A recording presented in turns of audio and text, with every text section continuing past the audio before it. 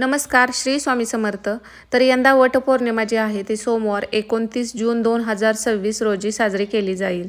तर हा वटपौर्णिमेचा जो सण आहे अखंड सौभाग्य आणि पतीच्या दीर्घायुष्यासाठी अत्यंत महत्त्वाचा मानला जातो. तर यामध्ये बघा, जो राहू काळ असतो तर त्या राहू काळात पूजा केली जात नाही. शुभ मुहूर्त कोणता किंवा पौर्णिमा कधी सुरू होते आणि कधी संपते आणि दिवसभरात आपण वटपौर्णिमेसाठी जी पूजा आहे ती किती वेळापर्यंत करू शकतो, त्याचसोबत आपण उपवास कधी सोडायचा आहे, अगदी सविस्तर माहिती आपण या व्हिडिओमध्ये पाहणार आहोत. तर व्हिडिओ शेवटपर्यंत पहा. तर वेळ न लावता व्हिडिओला सुरुवात करूयात. तर वटपौर्णिमा ही 2026ची जी आहे तर त्याची पौर्णिमा तिथी सकाळी म्हटलं तर 3:06 सुरू होते पहाटेची 29 जून रोजी आणि 30 जून रोजीच ही पहाटे 5:26 आहे. तसं म्हटलं तर मग पौर्णिमा अगदी दिवसभर आहे 29 जून रोजी, म्हणजे ज्या दिवशी वटपौर्णिमा आहे त्या दिवशी सोमवारी दिवसभर वटपौर्णिमेसाठी म्हणजे पौर्णिमा तिथी आहे. पण आपल्याकडे पौर्णिमा तिथं जरी असली तर शुभ मुहूर्त बघितला जातो, अभिजित मुहूर्त बघितला जातो. आता बघा, काही जण असतात की अगदी अचूक वेळ पाळतात, ते म्हणजे अगदी मुहूर्तावरती सगळं करतात. आता काही जणांना कामानिमित्त बाहेर वगैरे असलं की काही अशा अडचणी असतात की त्या वेळात आपण पूजा करू शकत नाही. आता ज्या महिला आहेत त्या बाहेर जातात नोकरीसाठी, तर त्यांना त्या टायमिंगमध्ये पूजा करणं शक्य होत नाही. तर त्यांना मग तो पूर्ण दिवस आहे त्या पूर्ण दिवसामध्ये जेव्हा वेळ भेटेल त्यावेळी ती पूजा करू शकतात. पण ज्या महिला अगदी घरी आहेत, वेळ पाळू शकतात किंवा एखाद्याला म्हणजे अचूक वेळेतच अचूक मुहूर्तावरतीच योग्य मुहूर्तावरती पूजा करायची सवय असते किंवा काही जण अगदी अभिजित मुहूर्तसुद्धा खूप शुभ मानला जातो, त्यामध्ये सुद्धा पूजा करतात. तर त्यांच्यासाठी ना सगळ्यात पूजेसाठी शुभ मुहूर्त म्हटला किंवा शुभ वेळ जी आहे ती सकाळी 8:55 ते 10:40 आहे. शुभ मुहूर्त मध्ये तुम्हाला जर वटपौर्णिमेची पूजा करायची असेल आणि त्यात अभिजित मुहूर्त असतो तर तो दुपारी 11:56 म्हणजे थोडक्यात 12 ते 1 म्हणजेच 11:56 ते 12:52 ही वेळ अभिजित मुहूर्तासाठी आहे. तर ही धार्मिक कार्यासाठी अतिशय शुभ मानली जाते, जे अभिजित मुहूर्ताची वेळ असते ते. मग तुम्हाला अभिजित मुहूर्तामध्ये पूजा करायची असेल तर सकाळी 11:56 ते 12:52 तुम्ही पूजा करू शकता. म्हणजेच 12 ते 1 थोडक्यात लक्षात ठेवलं तरी चालू शकतं. त्या वेळेत अभिजित मुहूर्त आहे, त्या वेळेत तुम्ही पूजा करा. आणि शुभ सकाळची म्हणाल तर 8:55 ते 10:40 वेळ आहे ती पण शुभ सांगितले. पण आता राहू काळ आहे जो की 1.5 तासाचा राहू काळ आहे. तर त्या 1.5 तासामध्ये आपल्याला पूजा करायची नाही. तर राहू काळात बघा, कोणतंही नवीन कार्य किंवा शुभ कार्य आपल्याकडे करणं टाळलं जातं. म्हणजे आपण कोणतीही पूजा असू द्यात, काहीही म्हणजे शुभ कार्य करायचं झालं तर राहू काळ बघतो आणि तो काळ टाळून आपण पूजा करतो. कारण राहू काळ हा पूर्ण दिवसाचा नसतो, कधी अर्धा तास, 1 तास, 1.5 तास असा तेवढाच असतो. तर तेवढी वेळ आपल्याला टाळायची असते. तर राहू काळ आहे तो 7:30 ते 9 ह्या वेळेत आहे.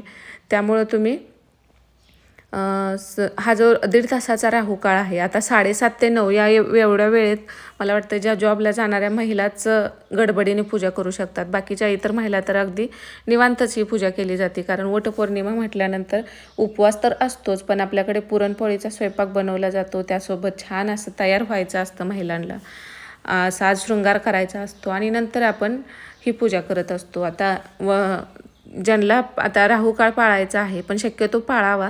तुम्ही बाकीचं शुभ वेळेत जरी तुम्हाला नाही पाळता आली, दिवसभर म्हटलं तरी तुम्ही पूजा करू शकता.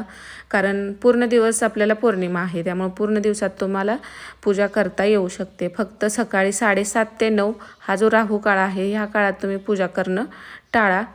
आणि असं पण म्हटलं तर नोकरी करणाऱ्या महिला सोडल्या तर इतर महिला दिवसभर म्हटलं तरी त्या पूजा करू शकतात. आणि ज्या नोकरीसाठी बाहेर जातात त्यांनीसुद्धा फक्त 7:30 ते 9 ही वेळ पाळून मग तुम्ही दिवसभरात तुम्हाला जेव्हा शक्य होईल त्यावेळी वटपौर्णिमेसाठीची पूजा आहे ती करू शकता. आता उपवास करताना आता ज्या गरोदर महिला आहेत त्यांनी शक्यतो उपवास टाळावा. उपवासात कसं पचायला जड असं पदार्थ खाल्लं तर परत त्रास होतो, त्यामुळं उपवास न केलेला बरा. पण ज्यांना उपवास करायचा आहे ते करू शकतात. आणि उपवास मात्र मग आपण पौर्णिमा तिथी सकाळीच सुरू होते, त्यामुळं उपवास आपल्याला सकाळी करायचा आणि संध्याकाळी सोडायचा आहे. बऱ्याच ठिकाणी म्हणजे पूजा झाल्यानंतर सुद्धा बऱ्याच महिला उपवास सोडतात. जोपर्यंत आपण वटवृक्षाची पूजा करून येत नाही तोपर्यंतचाच उपवास पकडला जातो बऱ्याच ठिकाणी. काही जण अगदी सकाळी उपवास पकडतात आणि संध्याकाळी सोडतात. तर तुम्हाला जसं शक्य आहे त्यानुसार करू शकता. आणि उपवास सोडताना मात्र आपल्याकडे गोडाधोडाचं केलं जातं. आणि या दिवशी गाईला घास द्यायला सुद्धा विसरायचं नाही, अवश्य द्यायचं आहे. उपवास सोडताना आपण अगोदर गाईला घास द्यायचा, गाईची पूजा करायची आणि मग उपवास सोडायचा असतो. आता या व्हिडिओमध्ये तुम्ही पूजासुद्धा अगदी साधी सोपी कशी करायची किंवा पूजेसाठी साहित्य काय घ्यायचं ते पण पाहिलं असेल. सुरुवातीला बाप्पांची पूजा करून घ्यायची. बाप्पांचं प्रतीक म्हणून सुपारी घेतलेली, हळदी कुंकू अक्षता फूल वाहून नमस्कार करायचा पूजा आपल्याला. आणि नंतर इथं जे वटवृक्षाचं झाड आहे तर तिथं आपल्याला अभिषेक करू शकता. इथं पंचामृत किंवा दुधाने, आधी पाण्याने, परत पंचामृताने, परत दुधाने अभिषेक करून, जे तुम्ही म्हणजे दूध किंवा पंचामृत असेल ते न करायचं. नंतर हळदी कुंकू 5 ठिकाणी किंवा 7 ठिकाणी लावलं जातं. धूप दीप लावायचं आणि एक विडा इथं ठेवला जातो, तो विडा आपल्याला ठेवायचा आहे. आणि आता नंतर आपल्याला सावित्रीची ओटी आहे ती भरायची आहे. तर आता तुपाच्या फुलवाती अशा करून आणल्या तर लावायला सुद्धा बरं पडतात. अशी तेलवात आणली तर तेल वगैरे सांडण्याची शक्यता असते, पण फुलवाती केले की ते सांडत नाहीत. विड्यावरती सुद्धा हळदी कुंकू अक्षता फुल व्हायचं, नमस्कार करायचा आहे. आणि नंतर आपल्याला इथं सावित्रीची ओटी भरण्यासाठी ना ब्लाऊज पीस घेतला जातो. आता ह्याचं सौभाग्याचं आपलं जे काही अलंकार आहेत ते सुद्धा बऱ्याच ठिकाणी घेतलं जातात. नाही जमलं तर तुम्हाला बांगड्या तरी आपल्याकडे हिरव्या असतात त्या घ्यायच्या, किंवा गहू आणि तांदळानं आपल्याला ओटी भरायची आहे. तुम्ही विडा नाही ठेवला, ते सगळं साहित्य यावरती ठेवलं तरीसुद्धा चालू शकतं. प्रत्येक भागानुसार यामध्ये थोडाफार बदल राहतो. आणि या दिवशी आंब्याला मान असतो, तर आंब्यानं ओटी भरली जाते. तर आमच्याकडे ना आता बऱ्याच ठिकाणी आंब्यानंच महिलांची पण 5 महिलांची किंवा 7 सुवासिनींची अशी ओटी भरली जाते. पण आमच्याकडे असे मोदक केले जातात, तर त्यानंच म्हणजे ती फळं म्हणतात आणि त्यानं ओटी भरली जाते. आंबा फक्त इथं जिथं आपण वटवृक्षाची पूजा करतो तिथंच आंबा ठेवला जातो. आणि राहिलेले म्हणजे आपण मग हे मोदक करून आणायचे असतात, जे की आपण पुरणाचे करतात, कोणी खोबऱ्याचे करतात. ते म्हणजे जसं आपल्याला शक्य होईल तसे 11-21 असं करून आणतात. मग येणाऱ्या महिलांची, ज्या सुवासिनी महिला आहेत त्यांची ओटी भरली जाते. आणि नंतर आपण इथं बाप्पांना सुद्धा मोदकाचा नैवेद्य दाखवला. आणि सुतगुंडी घेताना आपल्याला हे जो कॉटनची असते तीच घ्यायची आहे. आणि इथं धागा आपल्याला फक्त असा गुंतवायचा आहे आणि 7 फेऱ्या मारायच्या आहेत. आता फेऱ्या मारत असताना प्रत्येक फेरीला आपल्याला मंत्र येतो बघा, तो एक मंत्र म्हणायचा आहे, मी स्क्रीनवर नंतर देईन.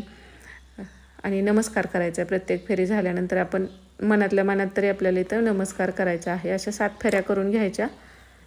आणि जो धागा आहे, त्या बऱ्याच महिला चुकी करतात की तो धागा नंतर तोडतात, तर तो तोडायचा नाही आपल्याला, तिथंच त्यामध्ये गुंतवून सोडून द्यायचा आहे.